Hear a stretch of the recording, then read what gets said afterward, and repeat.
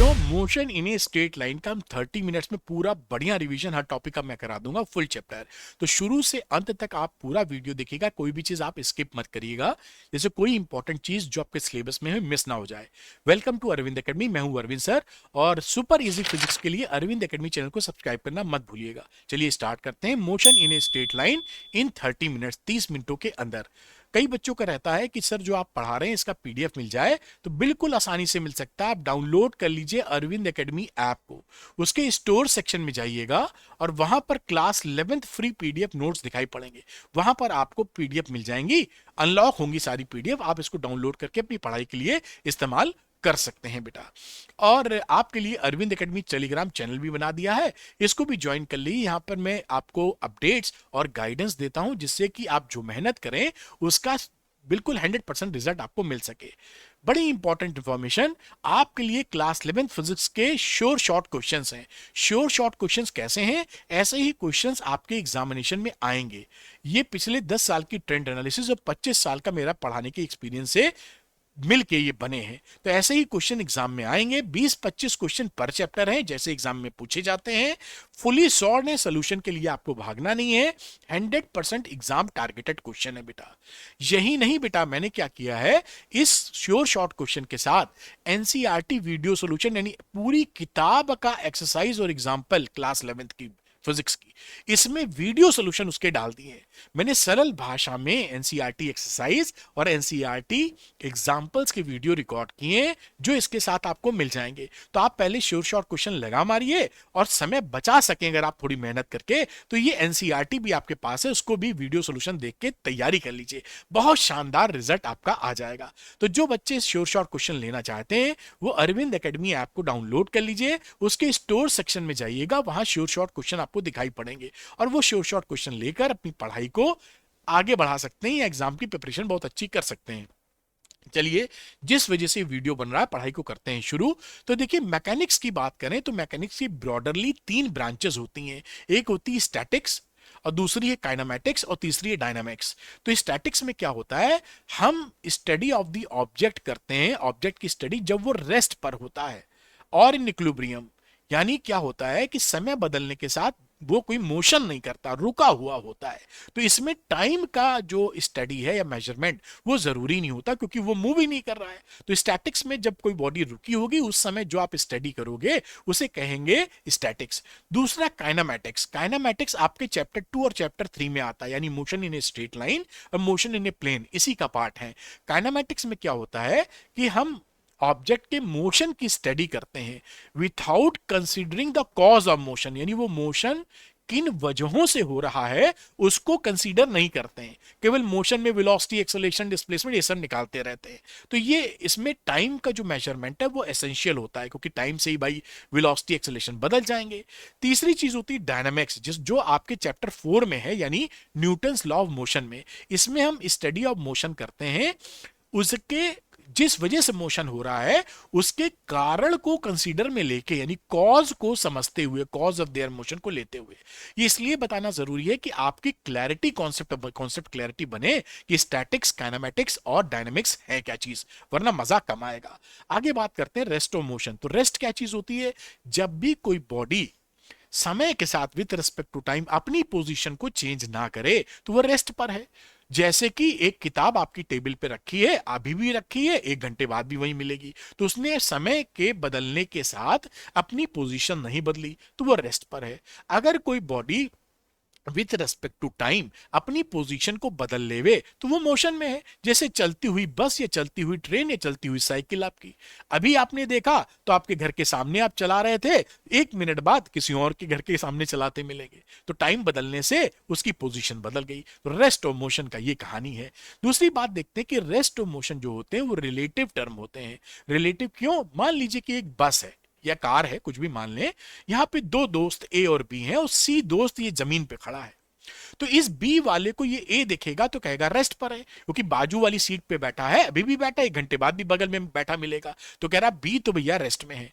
लेकिन सी वाला जब बंदा देखेगा सड़क पर जो है, तो कहेगा भैया 1 घंटे में तो ये 40 किलोमीटर आगे निकल गए हैं, ये तो मूव कर रहे हैं। तो ये बी वाला ए के रिस्पेक्ट में रेस्ट पर है और सी के रिस्पेक्ट में मोशन में है, इसलिए रेस्ट और मोशन रिलेटिव टर्म आ गई। ये मैंने बाजू में लिख दिया, आप चाहे तो इसको नोट्स के लिए बनाने के लिए काम कर सकते हैं, लेकिन मैं सरल भाषा में समझा रहा हूं। तो रेस्ट और मोशन क्या हो गए, रिलेटिव टर्म। किसी के लिए कुछ और, किसी के लिए कुछ और। अब एब्सोल्यूट रेस्ट और मोशन किसी को पता ही नहीं है, क्योंकि क्या यूनिवर्स के अंदर हर चीज तो मूव कर रही है। हमारी धरती घूम रही है, धरती सूरज का चक्कर लगाती है, सूरज किसी और का चक्कर लगाता, पूरा गैलेक्सी यूनिवर्स ही पूरा मूव कर रहा है, एक्सपैंड हो रहा है, हर चीज मूव कर रही है। तो जब हमको एब्सोल्यूट रेस्ट का ही ज्ञान नहीं है तो एब्सोल्यूट मोशन कैसे कह सकते हैं? क्योंकि मोशन तो तब कह सकते हैं जब रेस्ट पता हो। तो हमें एब्सोल्यूट रेस्ट और एब्सोल्यूट मोशन का ज्ञान नहीं है, केवल हम रिलेटिव रेस्ट और रिलेटिव मोशन का ही ज्ञान उपलब्ध है।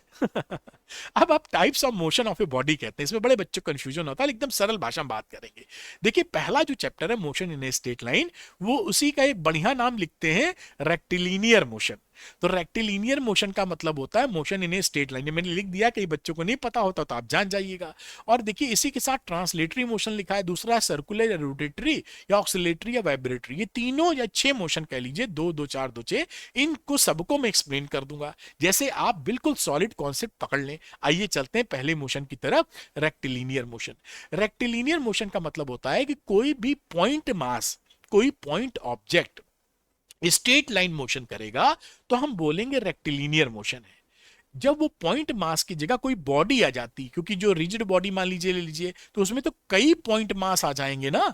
तो एक बॉडी ले लेते हैं जिसके जो पॉइंट मासेस हैं, जो पॉइंट्स हैं, वो सब के सब पैरेलल मोशन करते हैं और उतना ही डिस्टेंस ट्रेवल करते हैं जितना हर पॉइंट ट्रेवल कर रहा है। यानी 1 घंटे में अगर इसने 40 किलोमीटर चला किसी डायरेक्शन में, तो इसने भी पॉइंट नंबर बी ने भी 40 ही किलोमीटर चला उस डायरेक्शन में। तो जब कोई बॉडी, सरल भाषा में जब कोई रिजिड बॉडी स्ट्रेट लाइन में मूव करती है तो उसको कहते हो ट्रांसलेटरी मोशन।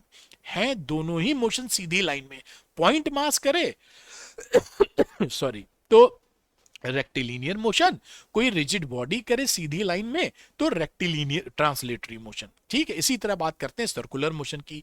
अगर कोई पॉइंट मास सर्किल में मूव कर रहा है, घूम रहा है, तो इसको बोलते हैं सर्कुलर मोशन। अब क्या होता है, कोई बॉडी, रिजिड बॉडी, जैसे पत्थर ले लीजिए, इस पत्थर को अगर आप रोटेट कर रहे हैं तो पत्थर के जो पार्टिकल्स है ना, पॉइंट मासेस, वो सब सर्कुलर मोशन में मूव करते हैं। और अच्छी बात क्या रहती है कि इन सब का जो सेंटर होता है, कोसेंट्रिक सर्कल्स बनाते हैं। और ये क्योंकि ये मोटा भी होगा ना, तो जो सर्कल के सेंटरों को जब आप मिला देते हैं तो एक स्ट्रेट लाइन मिलती है, और इसी को आप बोलते हैं axis of rotation. Axis of rotation, ये ध्यान रखिएगा। तो ये रोटेटरी मोशन कहलाता है ना। जैसे पंखा, सीलिंग फैन आपका वो रॉड से लगा हुआ घूमे जा रहा है अपनी जगह, तो वो सर्कुलर मोशन नहीं है। उसके पॉइंट मासेस निकालेंगे तो सब सर्कुलर मोशन में है और पूरी बॉडी आपकी रोटेटरी मोशन में है। तो ये जो भी सर्कुलर मोशन पॉइंट मासेस कर रहे हैं, उन वो कोसेंट्रिक सर्किल जो बना रहे हैं, उन सर्किल के सेंटर को अगर आप मिला देंगे तो एक्सिस ऑफ रोटेशन बन जाती है। अब तीसरे मोशन की बात करें, ऑक्सिलेटरी मोशन की, जैसे पेंडुलम कर रहा है, ऑक्सिलेट अपने मीन पोजीशन के टू एंड फ्रो, इर्द गिर्द चक्कर लगा रहा है। अब दूसरा मोशन इसी से जुड़ा हुआ रहता है, वाइब्रेटरी मोशन। तो वाइब्रेटरी मोशन कब हो जाता है, अगर इस वाले ऑक्सिलेटरी मोशन का एम्पलीट्यूड कम हो जाए बहुत। जैसे एक टेबल पर एक स्केल रख लीजिए, जैसे कई बच्चे बदमाशी करते हैं, खेलते हैं, और उसको दबा के छोड़ दीजिए। मान लीजिए मेटल की स्केल है या ग्लास वाली है, तो मेटल वाली ब्रर ऐसे हिलने लगेगी, आपने ऐसे पकड़ा, ऐसे हिला के छोड़ दिया, ब्रर, तो वो क्या है, उसका एम्पलीट्यूड काफी कम हो गया, तो वो वाइब्रेटरी मोशन है। एम्पलीट्यूड जब बहुत छोटा हो जाता है तो यही ऑक्सिलेटरी मोशन बन जाता है वाइब्रेटरी मोशन। देखिए कितना आसान है और 5 मिनट में आप समझ गए, कोई बड़ी बात थोड़ी है। प्यार से सुनिए, प्यार से हम सुना रहे हैं। अच्छा, पॉइंट ऑब्जेक्ट की बात करते हैं कि भाई पॉइंट ऑब्जेक्ट किसे कहते हो। जब भी कोई ऑब्जेक्ट अपने रेडियस या अपने साइज से ज्यादा का डिस्टेंस ट्रेवल कर लेता है, काफी ज्यादा का, तो उस समय हम उसको पॉइंट मास की तरह ट्रीट करते हैं। फिजिक्स में हमेशा रिलेटिव चीजें यूज की जाती हैं, है ना। पॉइंट मास को ये नहीं सोचना है कि वो छोटा मास है, उसको ये देखना है कि भाई जिस मोशन की स्टडी कर रहे हैं उसकी रेस्पेक्ट में ये बहुत छोटा है। तो जब r is very very less than l या l is very very greater than r, तो हम इसे पॉइंट मास कंसीडर कर सकते हैं। जैसे धरती जब सूरज का चक्कर लगाती है तो धरती को भी पॉइंट मास ले लेते हैं। अब धरती कोई पॉइंट मास लेने वाली चीज है क्या? बताओ, इतनी बड़ी हम लोग रहते हैं, जरा सा चुनटू जैसे तो हम लोग हैं। तो धरती को पॉइंट मास इसलिए लेते हैं क्योंकि जो चक्कर लगाती है वो इतना बड़ा लेंथ है कि उस धरती की रेडियस बहुत कम हो गई, उसका साइज बहुत छोटा हो गया। तो रिलेटिव रिलेटिव टर्म में सोचा जाता है यहाँ पे हमेशा फिजिक्स में, है ना। तो ए इज ए पॉइंट ऑब्जेक्ट, इसीलिए एग्जांपल लिख दिया कि धरती जब सूरज का चक्कर लगाती है तो पॉइंट मास आप कंसीडर कर सकते हैं। अब देखिए फ्रेम ऑफ रेफरेंस, बहुत सरल भाषा में देखिए, फ्रेम ऑफ रेफरेंस का मतलब है कि ऑब्जर्वर जहां से देख रहा है, ऑब्जर्वर का मतलब जो देख रहा है, ऑब्जर्व कर रहा है, तो ऑब्जर्वर जहां से देख रहा है बस वही फ्रेम ऑफ रेफरेंस है, सिंपल एज दैट। अब फ्रेम ऑफ रेफरेंस दो तरह के होते हैं हमें जो सीखने हैं। एक होता है inertial frame of reference. Inertial frame of reference क्या होता है कि अगर ऑब्जर्वर रेस्ट पर है यानी रुका हुआ है या यूनिफॉर्म मोशन में है, यूनिफॉर्म वेलोसिटी के साथ स्ट्रेट लाइन में जा रहा है यानी यूनिफॉर्म मोशन में है, उस समय आप उसको बोलते हैं इनर्शियल फ्रेम ऑफ रेफरेंस। उस समय न्यूटन का पहला लॉ ऑफ मोशन वैलिड रहता है, first law of motion holds good. आप समझे? ऑब्जर्वर या तो धरती पे खड़ा है, बस जा रही उसको देख रहा है, रेस्ट पर हो गया, या इस बस के अंदर बैठा है और बस का डायरेक्शन और स्पीड सेम है यानी वेलोसिटी सेम है, तो उस समय भी एक्सेलेरेशन जीरो हो जाएगा, यानी इस समय ऑब्जर्वर का एक्सेलेरेशन जीरो होना चाहिए। तो वो क्या हो जाएगा? Inertial frame of reference. और non inertial frame of reference क्या होते हैं? यहां पे न्यूटन का first law of motion valid नहीं होता है, यानी ऑब्जर्वर का एक्सेलेरेशन जीरो नहीं होना चाहिए। अगर किसी बस में बैठा है, बस वाला रफ्तार अपनी बढ़ाता जा रहा है या डायरेक्शन बदलता जा रहा है, तो इस समय ये non inertial frame of reference हो जाएगा। तो फ्रेम ऑफ रेफरेंस के दो रूप, इनर्शियल और नॉन इनर्शियल, ये भी मैंने आपको समझा दिया। अब motion in one dimension, two dimension, three dimension, किसी भी बॉडी को स्पेस में जब आप उसकी पोजीशन बताते हैं तो तीन कोऑर्डिनेट्स बताते हैं, एक्स वाई जेड। जैसे पेन की टिप ये कहां पर है, हमें एक्स वाई जेड बताना पड़ेगा, रेफरेंस पॉइंट लेके, ओरिजिन कहीं मान के। ठीक, अब अगर एक्स वाई जेड जो पोजीशन है उनमें से कोई एक पोजीशन, एक कोऑर्डिनेट सिस्टम बदले, केवल एक्स बदल रहा हो या केवल वाई बदल रहा हो, केवल जेड बदल रहा हो, तो ऐसे मोशन को बोलते हैं वन डायमेंशन मोशन। एक्स बदलेगा तो वाई जेड उस समय नहीं बदलेगा। जैसे एग्जाम्पल के तौर पर फ्रीली फॉलिंग बॉडी, ये फ्रीली फॉलिंग बॉडी को अगर आप वाई एक्सेस मान लीजिए तो इसका वाई एक्सेस चेंज हो रहा है, एक्स और जेड नहीं चेंज हो रहा है, तो ये वन डायमेंशन मोशन है। अब बात करते हैं टू डायमेंशन मोशन की। तो आप किसी बॉडी की पोजीशन को बताने के लिए एक्स वाई जेड एक्सेस होते हैं, पॉइंट्स होते हैं, उसमें से कि दो कोऑर्डिनेट एक्सेस बदल रहे हो, एक्स वाई बदल रहा हो, जेड ना बदले, वाई जेड बदल रहा हो, एक्स ना बदले, कोई दो। तो जब कोई दो बदलेंगे तो टू डायमेंशन मोशन है। जैसे कि धरती सूरज का चक्कर लगा रही है तो इसका एक्स और वाई दोनों बदल रहा है, जेड नहीं बदल रहा है, ऐसे समझ लीजिए। तो ये टू डायमेंशन मोशन है। अब थ्री डायमेंशन मोशन की बात करें, किसी का पोजीशन एक्स वाई जेड से बताते हैं और तीनों ही बदल रहा है। जैसे ये बच्चा पतंग उड़ा रहा है तो आप पतंग उड़ाते वक्त देखते हैं कि ऐसे भी हिलती है पतंग, ऐसे भी हिलती है, एक्स वाई दोनों हो गया, और हाइट कम ज्यादा भी होती है तो जेड भी हो गया, यानी एक्स वाई जेड तीनों बदल रहा है। तो ये क्या है? Three dimension motion. बिल्कुल सरल सी बात है, पतंग उड़ाने वाला थ्री डायमेंशन मोशन। अब डिस्टेंस या पाथ लेंथ, डिस्टेंस एक्चुअली क्या होती है? जो एक्चुअल पाथ आप ट्रेवर्स करते हैं या ट्रेवल करते हैं। जैसे ए से लेकर बी तक अगर आप जा रहे हैं, ए से सी और सी से बी गए, तो इन दोनों को ए सी प्लस सी बी हो जाएगा एक्चुअल पाथ डिस्टेंस, या ए बी डायरेक्ट चलेंगे तो ए बी हो जाएगा डिस्टेंस आपका। तो एक्चुअल पाथ जो आपने चला है वही डिस्टेंस होती है। डिस्टेंस हमारी स्केलर क्वांटिटी है, इसकी एसआई यूनिट जो होती है वो मीटर होती है बेटा। और distance covered is always positive zero. भाई आप एक कदम भी आगे बढ़ा देंगे तो या तो ना चले तो जीरो, और चलेंगे तो निगेटिव नहीं हो सकता है। ऐसा नहीं हो सकता है कि क्योंकि आप चल के घूम के वहां आ भी जाएंगे, अगर यहां से चले और घूम के यहां आ भी गए तो भी तो एक्चुअली इतना चल लिए हो, तो कभी भी डिस्टेंस नेगेटिव नहीं होगा। जीरो हो सकता है कुछ ना चलो, या कुछ तो चलोगे तो पॉजिटिव हो जाएगा। अगली बात कहते हैं डिस्प्लेसमेंट। तो डिस्प्लेसमेंट क्या होती है? Shortest distance between initial and final positions, यानी कि स्ट्रेट लाइन डिस्टेंस। अगर आप ए से लेकर बी पर, ए से सी और सी से बी गए, तो ए बी जो है आपका, ये आपका डिस्प्लेसमेंट वेक्टर होता है। इनिशियल से फाइनल की तरफ स्ट्रेट लाइन वेक्टर जो होगा उसे बोलेंगे डिस्प्लेसमेंट वेक्टर या डिस्प्लेसमेंट। तो डिस्प्लेसमेंट एक वेक्टर क्वांटिटी को किसकी डायरेक्शन है? ए से बी सीधी रेखा में और डिस्प्लेसमेंट पॉजिटिव भी हो सकता है, नेगेटिव भी हो सकता है, जीरो भी। आप जानते हैं जो वेक्टर क्वांटिटीज होती हैं वो पॉजिटिव नेगेटिव सब हो सकती हैं, और जीरो भी हो सकता है। एसआई यूनिट जो डिस्प्लेसमेंट की होती है वो मीटर होती है। तो ये एसआई यूनिट जो डिस्टेंस की है डिस्प्लेसमेंट की, दोनों की मीटर आ रही है, कोई बड़ी बात इसमें नहीं। अब स्पीड की बात करते हैं। स्पीड क्या होता है भैया? एक स्केलर वैल्यू है, डिस्टेंस अपॉन टाइम। ये तो कई सालों से आप इसको जानते पहचानते हैं। तो अब कितने तरह की स्पीड होती है ये देखेंगे। स्केलर क्वांटिटी है और इसकी एसआई यूनिट मीटर पर सेकेंड है। डायमेंशनल फार्मूला m0 LT-1 है। अब जो डिफरेंट टाइप ऑफ स्पीड, तो स्पीड चार प्रकार की आपके सामने आ गई है। एक uniform speed, variable speed, average speed, instantaneous speed. जो यूनिफॉर्म स्पीड है यानी equal distance in equal interval of time, एक घंटे में जितना चला है अगले एक घंटे में भी उतना चले, तो equal distance in equal interval of time यानी यूनिफॉर्म स्पीड। वेरिएबल स्पीड का मतलब है कि एक घंटे में चला 40 किलोमीटर, अगले एक घंटे में चला 30 किलोमीटर, तो इक्वल टाइम इंटरवल में अलग अलग डिस्टेंस ट्रेवल किया है, तो इसकी स्पीड अलग अलग हो गई। एवरेज स्पीड का मतलब होता है total distance upon total time. Lucknow से दिल्ली कोई ट्रेन गई तो 500 किलोमीटर का डिस्टेंस है, 500 किलोमीटर अपॉन 10 घंटे, अगर ऐसा लगता है तो तो एवरेज स्पीड निकल आई। अगली जो आपके लिए पहली बार आपके सामने आती है वो होती है इंस्टेंटेनियस स्पीड। किसी क्षण कितनी स्पीड है, किसी इंस्टेंट पर कितनी स्पीड है, वहां पे कैलकुलस इन्वॉल्व हो जाती है। तो v is equal to d x by d t, x के वैल्यू यहाँ डिस्टेंस है, तो ये इंस्टेंटेनियस स्पीड हो जाएगा dx अपॉन dt। ये जो स्पीडोमीटर होता है आपकी स्कूटी में लगा होता है, आपकी मोटरसाइकिल कार में लगा होता है, ये आपको जो स्पीड बताता है ये इंस्टेंटेनियस स्पीड होती है, किस क्षण कितनी स्पीड है। बढ़िया। अब अगला टर्म आता है वेलोसिटी। अब वेलोसिटी होती है, स्पीड तो स्केलर क्वांटिटी थी, वेलोसिटी आपकी वेक्टर क्वांटिटी होती है। तो ये क्या होता है? Change in position upon time, और चेंज इन पोजीशन को ही डिस्प्लेसमेंट कहते हो, तो डिस्प्लेसमेंट अपॉन टाइम। तो velocity is equal to displacement upon time. ये भी चार प्रकार के हो जाएंगे, एसआई यूनिट मीटर पर सेकेंड, और डायमेंशन वही m0 LT-1। अब वेलोसिटीज चार प्रकार की, एक तो यूनिफॉर्म वेलोसिटी, वेरिएबल, एवरेज और इंस्टेंटेनियस वेलोसिटी। तो यूनिफॉर्म वेलोसिटी क्या होता है?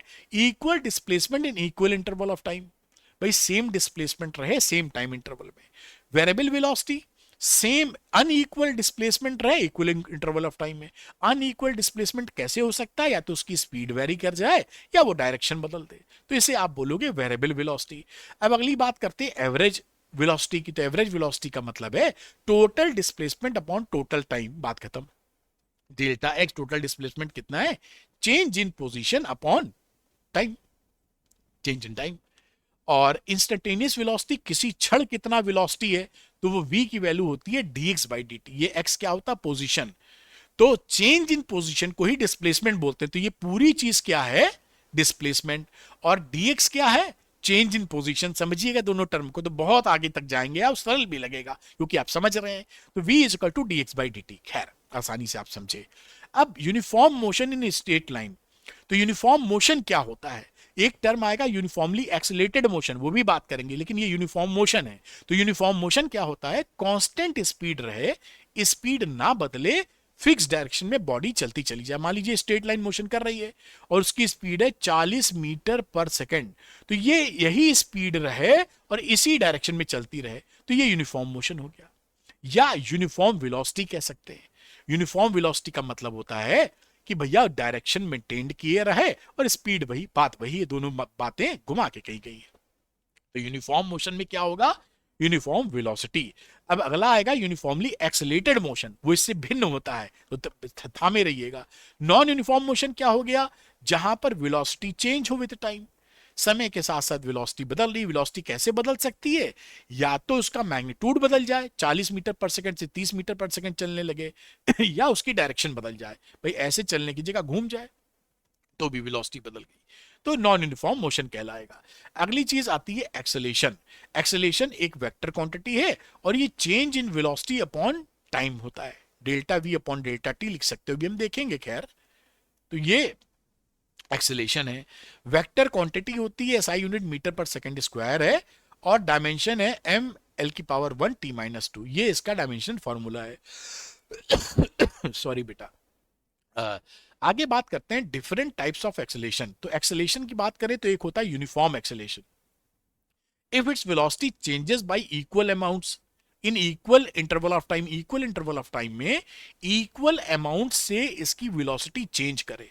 तो जैसा आपने एक्सेलेरेशन का वैल्यू बताया था भाई delta we upon delta T जैसी बात कर रहे हैं, तो ये सेम रहे पूरी क्वांटिटी, तो ये भी सेम रहेगा। ये सेम ना रहे यानी वेलोसिटी चेंज करे अनइक्वल अमाउंट से इन इक्वल टाइम इंटरवल में, वेलोसिटी बदले, 1 घंटे में जो वेलोसिटी थी वो अलग हो जाए अगले 1 घंटे में, तो आप कह देंगे क्या है, वेरिएबल एक्सेलेरेशन है। अगला आता है एवरेज एक्सेलेरेशन। तो एवरेज एक्सेलेरेशन क्या है, टोटल वेलोसिटी में होने वाला चेंज, ए से बी तक अगर आप गए हैं तो v b minus v a upon t two minus t one, तो ये वैल्यू हो जाएगी एवरेज एक्सेलेरेशन। अगली बात आती है इंस्टेंटेनियस एक्सेलेरेशन। ये बड़े काम का है क्योंकि आप पहली दफा 11th में सीखते हैं ये। इंस्टेंटेनियस एक्सेलेरेशन का मतलब है किसी क्षण, किसी इंस्टेंट पर कितना एक्सेलेरेशन है, वो एक्सेलेरेशन के में कैलकुलस इन्वॉल्व हो जाती है। तो ए की वैल्यू होती है डीवी बाई डी टी, ये कैलकुलस समझते हैं, डिफरेंशियल कैलकुलस। और इसी को जो यहां पर पोजीशन दी गई है, इसको 2 बार डिफरेंशिएट कर दें अगर आप, dx अपॉन एक बार करेंगे तो dx अपॉन dt, फिर dx अपॉन dt को डिफरेंशिएट कर देंगे तो d square x upon dt square आ जाएगा। तो दिस इज इंस्टेंटेनियस एक्सेलेरेशन। ठीक, अगर ये ग्राफ भी समझना जरूरी है कि ग्राफिकली जो एक्सेलेरेशन होता है वो वीटी कर्व का स्लोप होता है। यानी वी, यहां पे हमेशा जब भी ग्राफ पढ़ा करिएगा, वाई और एक्स एक्सिस पे कौन सी क्वांटिटी मेंशन है ये आपको क्लैरिटी होनी चाहिए। जैसे ही क्वांटिटी बदलेंगे उसका पूरा सेंस बदल जाएगा।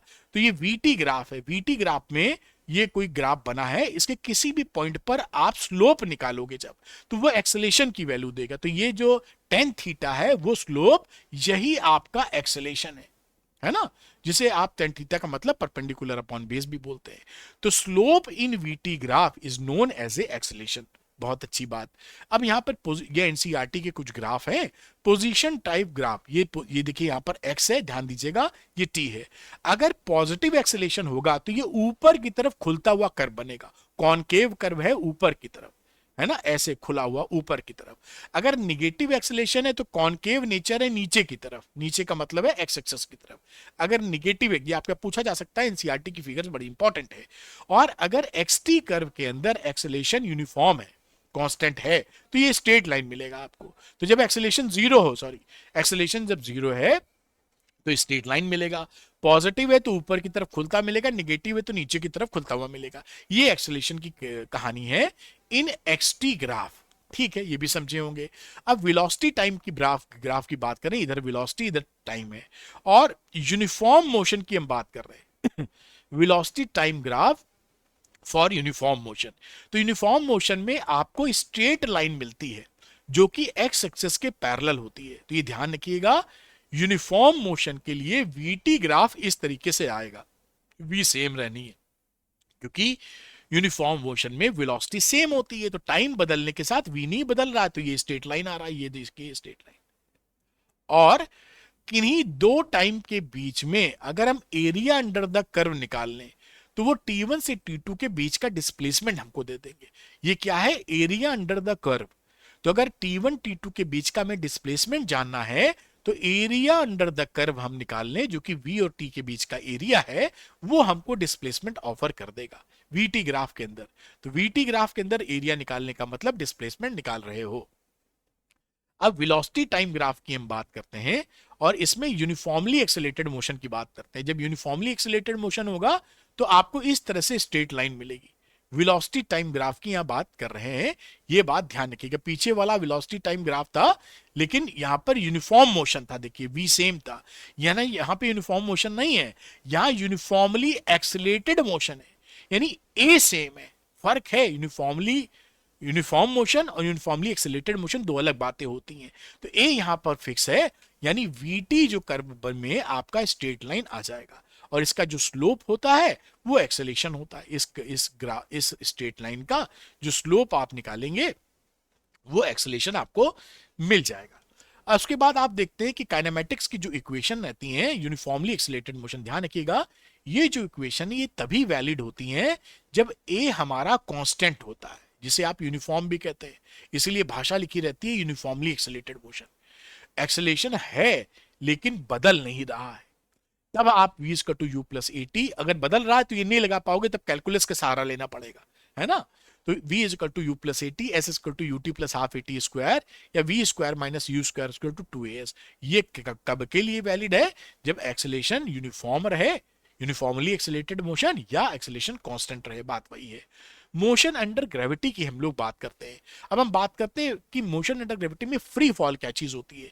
जब भी कोई बॉडी फॉल कर रही हो उस समय केवल ग्रेविटी वाला फोर्स ही उसके ऊपर लगे तो हम उसको फ्री फॉल बोलते हैं। Object is moving, motion of A object only under the effect of gravity, तो हम बोलेंगे फ्री फॉल है। तो सरफेस के पास में, अर्थ की सरफेस के पास में small g acceleration due to gravity कितना होता है? 9.8 मीटर पर सेकंड स्क्वायर। बाकी ये बदलता भी है स्मॉल जी, आने वाले चैप्टर्स में आप पढ़ेंगे। और एप्लीकेबल होता है in the absence of air resistance. अगर एयर रेजिस्टेंस होगा तो आपका ये फ्री फॉल नहीं हो पाएगा। तो एब्सेंस इन द एयर मानते हैं हम लोग। तो जब भी किसी का motion only under the effect of gravity हो उसको हम बोलेंगे फ्री फॉल बेटा। अब कुछ ग्राफ हैं free motion under the gravity वाले। तो 80 ग्राफ दिखा है फ्री फॉल का। ये देखिए 80 का मतलब एक्सेलेरेशन एक तरफ है, ये देखिए एक्सेलेरेशन, और ये टाइम, ध्यान रखिएगा 80 ग्राफ। अब देखिए एक्सेलेरेशन ड्यू टू ग्रेविटी ये जो होती है यहाँ पर वो माइनस जी होता है, क्योंकि आप किसी भी पॉइंट को ऊपर पॉजिटिव कंसीडर करते हो, नेगेटिव नीचे, क्योंकि एक्सेलेरेशन ड्यू टू ग्रेविटी तो धरती की तरफ, नीचे की तरफ लगता है, इसलिए माइनस जी, और जी की वैल्यू 9.8 है और ये कांस्टेंट है, दिखाई पड़ रहा है ना। तो इसलिए माइनस की तरफ हम वैल्यू बनाते हैं पैरेलल लाइन, क्योंकि ये कांस्टेंट है।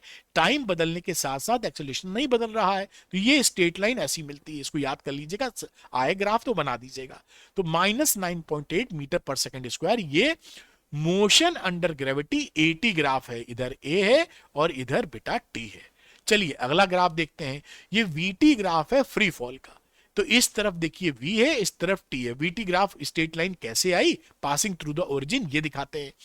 हमारे पास फॉर्मूला होता है v is equal to you plus A t, या v is equal to v naught plus A t. किसी भी बॉडी को जब फ्री फॉल कराओगे, ऊपर से ड्रॉप करोगे only only under the effect of gravity, तो शुरुआती वेलोसिटी आप कर दोगे जीरो, ड्रॉप करते वक्त थोड़ी कोई वेलोसिटी दी है, और only under the effect of gravity जाएगा। तो इसको v नॉट की जगह जीरो रख दिया, एक्सेलेरेशन माइनस जी रख दिया विद डायरेक्शन। तो v is equal to minus g t, या v is equal to -9.8 into t. अब देखिए v is proportional to t आ गया। तो जब भी लीनियर रिलेशनशिप होती है y is proportional to x, तो हमेशा स्ट्रेट लाइन बनती है। तो ये स्ट्रेट लाइन बन गई, क्योंकि यहाँ पे कोई कांस्टेंट नहीं। आप जानते होंगे ये जो स्ट्रेट लाइन की इक्वेशन होती है, इसमें अगर c हमारा जीरो हो जाए तो ये स्ट्रेट लाइन ओरिजिन से पास होती है। तो यहां पर c है ही नहीं, कोई c थोड़ी है यहां पर, देखिए ये जीरो है c, इसलिए ये स्ट्रेट लाइन ओरिजिन से पास हो रही है। और ये स्लोप इसका, इससे कंपेयर कर दीजिए, तो स्लोप कितना आ गया है? -9.8। तो हमेशा वीटी ग्राफ अगर फ्री फॉल का बनाओगे तो इस तरह से उसका एक्सप्लेनेशन भी कर सकते हो। इसका मतलब है आपको बहुत अच्छी तरह सब आ रहा है और ग्राफ का ग्राफ बना दिया आपने। चलिए एक और ग्राफ देखते हैं। अब ये वाईटी ग्राफ है इन फ्री फॉल, यानी जब बॉडी गिर रही थी तो कितना डिस्टेंस गिर रही है किस समय पर, वो बनाने चले। तो ये y बना दिया, ये t बना दिया। आइए इक्वेशन देखते हैं। तो variation of distance with time, v बराबर 0, a बराबर -g। यहाँ पे इक्वेशन ले ली यूनिफॉर्मली एक्सीलरेटेड मोशन की, s is equal to U T plus half A T square. अब इनिशियल वेलोसिटी तो 0 पर, ये u ही है बेसिकली, तो u को v नॉट एनसीईआरटी में लिखा है, तो u बराबर 0 रख दिया और a की जगह -g। तो y is equal to -half G T square आ गया। ये g की जगह वैल्यू पुट कर दी 4.9, मतलब g की जगह 9.8, 2 से डिवाइड किया तो 4.9। अब यहां पर y is proportional to t square है, ये क्वाड्रेटिक है। तो क्वाड्रेटिक इक्वेशन पैराबोला शो करती है, क्लास 10th में आप पढ़े थे क्वाड्रेटिक इक्वेशन में। तो ये पैराबोला आएगा और ऊपर से माइनस साइन के साथ है, इसलिए निगेटिव पैराबोला आएगा नीचे की तरफ। तो ये y, ये पैराबोला आ गया, ये पैराबोलिक पैराबोला का एक पार्ट है। तो ये ऐसा वाला पैराबोला होता है जिसका ये पार्ट यहां पर शो किया गया, ये पार्ट आपको दिखाया गया है। तो ये वाईटी ग्राफ भी किस तरह आ रहा है ये भी आप पकड़ के चलिए, इंपॉर्टेंट है आपके लिए। अब ये पूरी बात मैंने कंप्लीट कर दी चैप्टर की। अब जरा सा याद दिला देते हैं श्योर शॉर्ट क्वेश्चन जो आपके बड़े काम का है। क्लास 11 फिजिक्स के लिए श्योर शॉर्ट क्वेश्चन से ऐसे ही क्वेश्चन बोर्ड्स में आएंगे, ऐसे ही क्वेश्चन एग्जाम में आएंगे। क्यों ऐसे आएंगे? क्योंकि पिछले 10 साल की ट्रेंड एनालिसिस के बेसिस पर ये है, और मेरे 25 साल के टीचिंग एक्सपीरियंस के साथ मैंने बनाया है। ऐसे ही क्वेश्चन आपको अपने एग्जाम में दिखाई पड़ेंगे। 20 से 25 क्वेश्चन पर चैप्टर है, आसानी से लगा सकते हैं, फुली सॉल्व्ड है, सोल्यूशन के लिए कहीं भागना नहीं है, और 100% एग्जाम टारगेटेड क्वेश्चन है। एग्जाम में ऐसे ही क्वेश्चन पूछे जाते हैं। साथ में अच्छी बात क्या है कि इस कोर्स में मैंने एनसीईआरटी वीडियो सॉल्यूशन, यानी पूरी किताब के एक्सरसाइज और एग्जाम्पल के वीडियो रिकॉर्ड करके सरल भाषा में आपको प्रोवाइड कर दिया है। जैसे जो मेहनती बच्चा है वो श्योर शॉर्ट क्वेश्चन तो लगा ही ले, और उसके बाद अगर मेहनती है तो वो एनसीईआरटी की तरफ भी बढ़ जाए, वो भी चीज मुहैया रहे। और अगर आप ये दोनों चीज कर लेते हैं तो शानदार प्रदर्शन आप करने वाले हैं, कोई रोक नहीं पाएगा आपको। तो श्योर शॉर्ट क्वेश्चन जो बच्चे लेना चाहते हैं वो अरविंद एकेडमी ऐप को डाउनलोड कर लीजिए, उसके स्टोर सेक्शन में जाइएगा, वहां पर क्लास 11th फिजिक्स का श्योर शॉर्ट क्वेश्चन दिखाई पड़ेगा, उसको लेके अपनी पढ़ाई को आगे बढ़ा सकते हैं। And thanks for watching this video. Arvind academy channel को सब्सक्राइब करना मत भूलिएगा। Thank you, good luck to you, bye बेटा।